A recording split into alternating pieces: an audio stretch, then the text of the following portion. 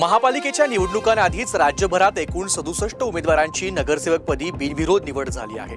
महाराष्ट्रातील 29 महापालिका निवडणुकांसाठी मतदान होण्यास अवघे 12 दिवस शिल्लक आहेत आणि निकाल जाहीर व्हायला 13 दिवस बाकी आहेत। मात्र या निवडणुकांआधीच राज्यभरात एकूण 67 उमेदवारांची नगरसेवकपदी बिनविरोध निवड झाली आहे। मात्र मुंबईसह राज्यातील बिनविरोध निवडणुकांची चौकशी करण्याचे आदेश राज्य निवडणूक आयोगाने दिले आहेत। विरोधी उमेदवारांवर दबाव, आमिष आणि जबरदस्ती करून नामनिर्देशन मागे घेण्यास भाग पाडलं गेलं का याची तपासणी करण्यात येणार आहे।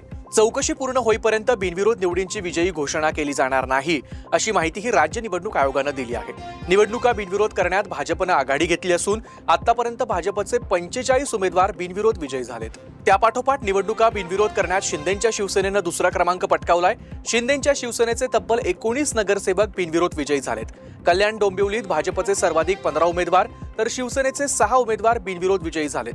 त्यानंतर अजित पवारांच्या राष्ट्रवादीचे 2 तर मालेगावमधून इस्लाम पार्टीचा 1 उमेदवार बिनविरोध विजयी झालाय।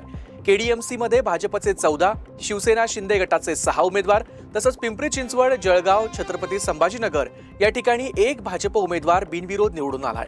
कुलाबातील 3 प्रभागात काँग्रेस, जनता दल आणि आपच्या उमेदवारांनी दबावाखाली नामनिर्देशन पत्र न स्वीकारल्याचा आरोप केला असून या प्रकरणाची ही चौकशी होणार आहे।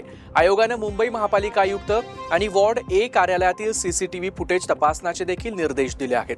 नियमभंग सिद्ध झाल्यास निवडणूक अधिकाऱ्यांवर कारवाई होण्याची देखील शक्यता आहे।